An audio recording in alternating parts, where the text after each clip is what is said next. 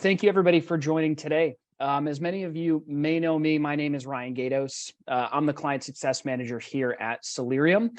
We are very excited about today's webinar. It's going to be focused on Qbot, an initial access vector in recent ransomware attacks. So most importantly, joining us today and leading our discussion is going to be Chris Granger, who is our Director of Research and Security Operations. Without further ado, Chris, take it away. Thanks, Ryan. The plan today is to discuss how our observations of Qbot and Qbot and Qbot Strike infected system fit into the ransomware as a service ecosystem, who the relevant threat actors are, and how it relates to reported attacks against Ukraine. So with that, I'll jump right into an overview of the ransomware as a service economic model. Ransomware as a service is a model in which operators create and distribute ransomware, tools such as living off the land binaries, tools for lateral movement, customized exfiltration tools, really providing kind of a one-stop shop. And they also provide other support to affiliates who carry out these ransomware attacks. Operators often provide step-by-step intrusion playbooks to their affiliates, including user-friendly guides and technical support. Essentially, the ransomware as a service economy operates like a franchise, with the operators acting as the franchisors and the affiliates as the franchisees. The operators, of course, they provide the ransomware while the affiliates pay a fee to access and use it. In addition to those kind of components of this ecosystem, we also have initial access brokers, and they play kind of a specialized role. They're individuals or groups that sell access to compromised computer systems to ransomware operators, and essentially provide a point of access for these ransomware affiliates to start their attacks.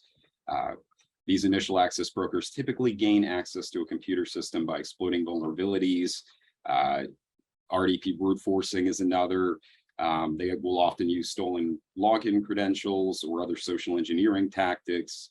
And once they gain access, they, of course, sell that access to ransomware operators and other groups who then use it to launch their attacks.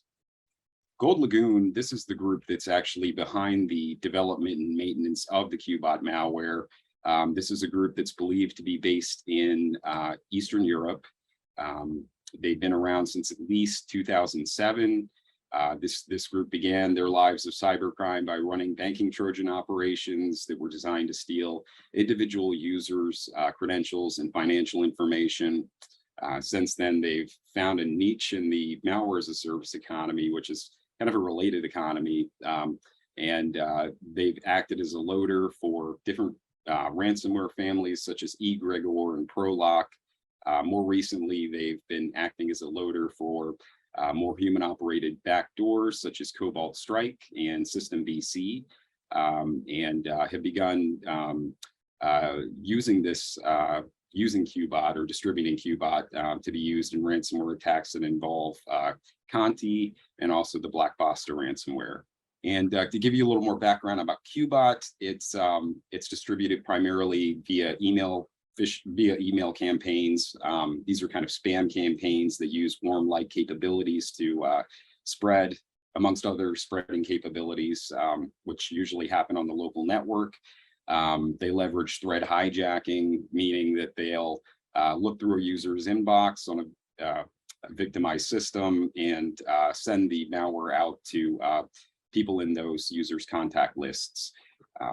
A company called ProDAF, they actually put out an in-depth analysis not too long ago of a related group that plays a key role in the RAS economy. That group is known as Wizard Spider, otherwise known as TrickBot LLC.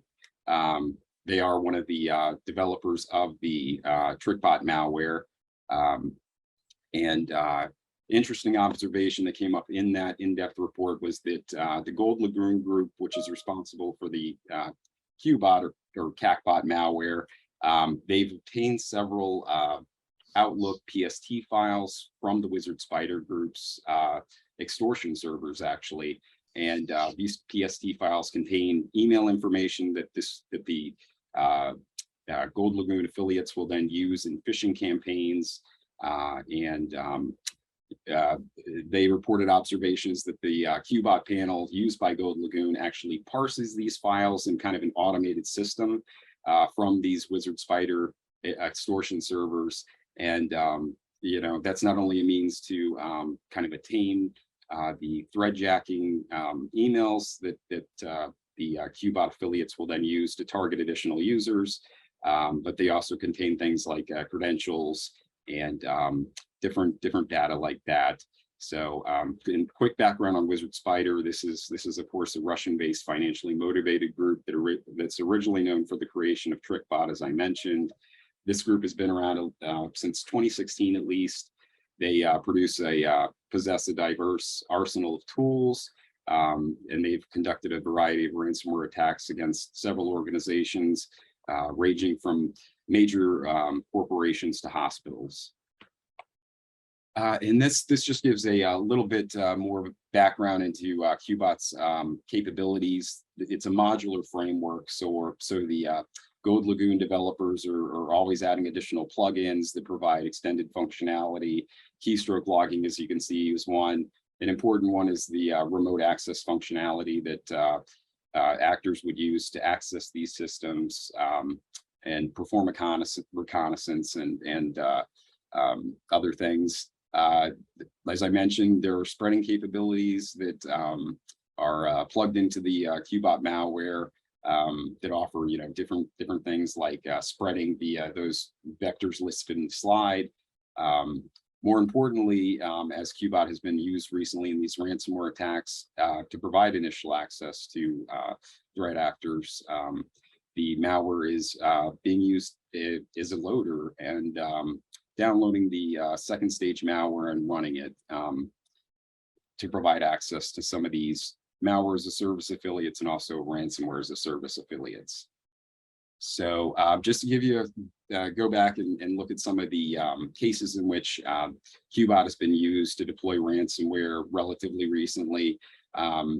First reported instance of Qbot being used to deploy Granger ransomware was in September of 2020.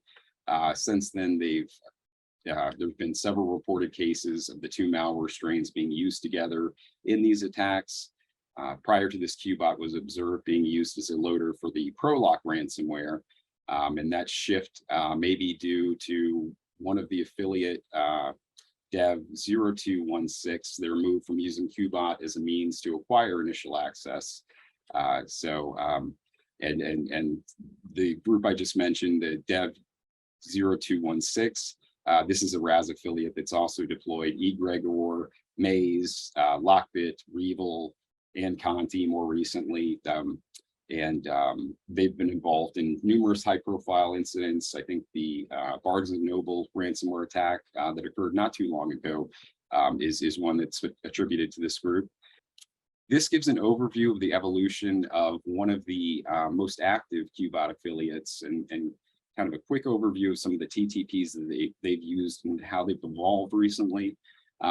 This is the group that distributes Qbot malware to their affiliates using presidents-themed affiliate IDs. You can see one picture there on the right side of the slide. These are the Obama affiliate IDs that are usually appended with a 2 or 3 digit number at the end. This group has also recently incorporated tactics such as HTTP smuggling and have begun using one-note lures as well. A group that's reportedly a little less active than the TA 570 group.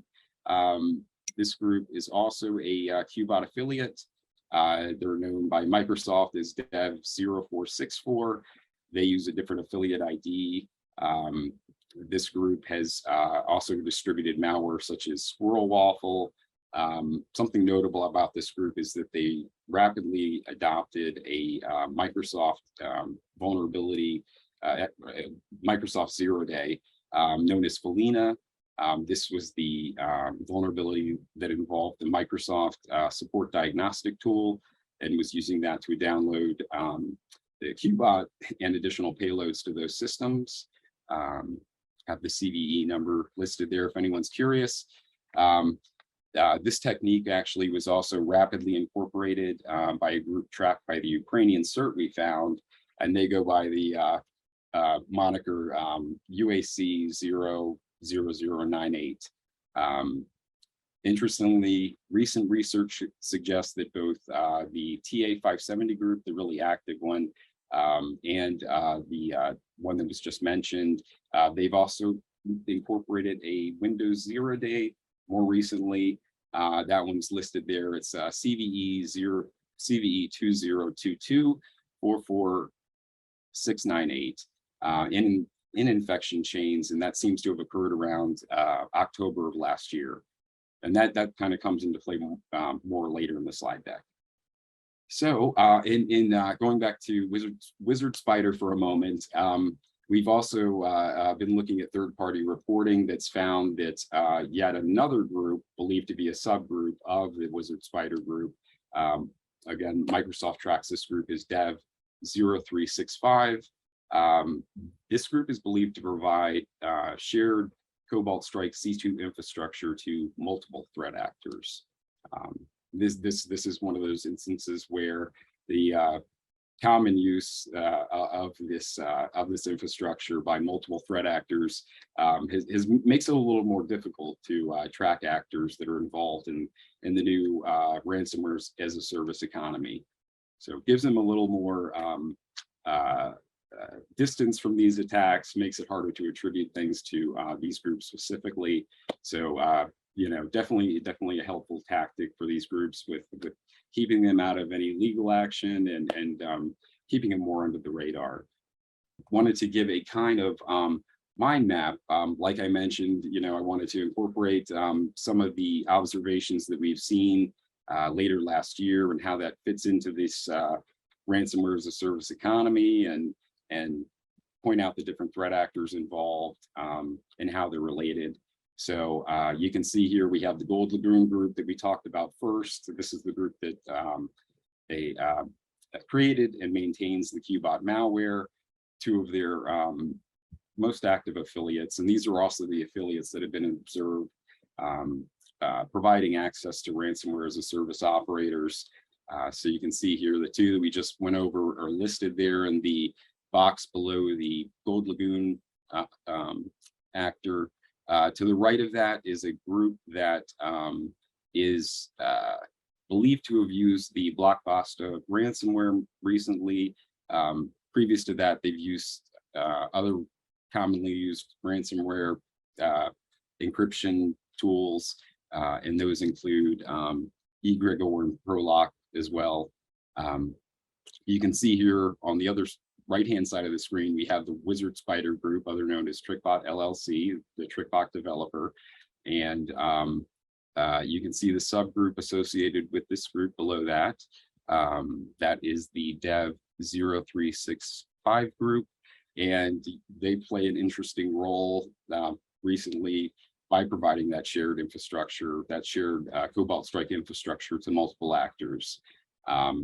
This comes into play because while doing our analysis of this, we realized that some of the observations that we had regarding our discovery in late last year, it seemed like there was quite a bit of overlap between the Qbot command and control infrastructure used in those attacks, as well as the overlaps with the infrastructure allegedly used by Wizard Spider in their attacks against Ukraine. And we'll dig into that a little further later to try to connect this all together. But IBM put out a great report about this, where they covered Wizard Spider or TrickBot, the TrickBot LLC group, systematically attacking Ukraine. They did use some customized tools for that. They did not use a Qbot as an initial access vector in these attacks. But these attacks have been reported to include attacks against Ukrainian individuals, suspected phishing attacks against Ukrainian state authorities, and also private or commercial Ukrainian organizations, also, you know, targeting pretty widely the general population there, reportedly. So successful attacks that resulted in data theft or ransomware, which is being deployed in these attacks. That, of course, is going to provide the ITG-23 group, the Wizard Spider group, with additional extortion opportunities, and it's potentially, particularly damaging against Ukraine, since we have seen an uptick in attacks and that type of activity.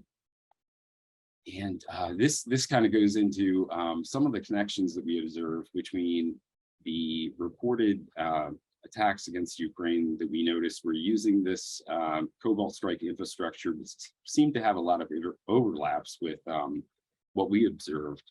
So some of those include what's noted here in the slide. There's a field that's in the Qbot strike beacon configuration files that includes the Qbot strike watermark, which is actually generated based on the Qbot strike license associated with that Qbot strike instance. We also found SSL public keys that were used by other command and control servers that were used in the Ukraine attacks. I think it was RiskIQ, which has now been acquired by Microsoft. They reported that a way to kind of identify these Qbot strike servers is based on specific DNS resolutions to non-routable IPs, presumably when this infrastructure is not being used, and they want to kind of take it offline a bit by not making any network traffic that may leave the network and bring to attention network defenders. Instead, of course, this traffic would be routable to those non-routable IPs. Another interesting point that we noticed was a possible use of what was a Windows 0 day, and that's 20224468, which is kind of a bypass of a smart screen protection that will appear if a user tries to run a JavaScript file. This exploit, it allows bypass of the smart screen block, the smart screen pop-up that would show up to users and let them know, potential risk of running this file. So that use of that exploit has allowed the bypass of those types of notifications, and in those cases, the JavaScript will just run on the systems, on the user's system, without presenting any type of warning about the security risk of running these types of files. So that has yet to be confirmed, but it's something we're looking into right now. That is kind of a depiction of the infrastructure overlap that we've seen between the Wizard Spider attacks and the activity that we observed. That was mostly covered in the previous slide, so I won't belabor this one. Yeah, I think we'll go ahead and open it to Q&A at this point. If I could pitch it back to you, Ryan. We really appreciate your attendance. Thank you for tuning in today.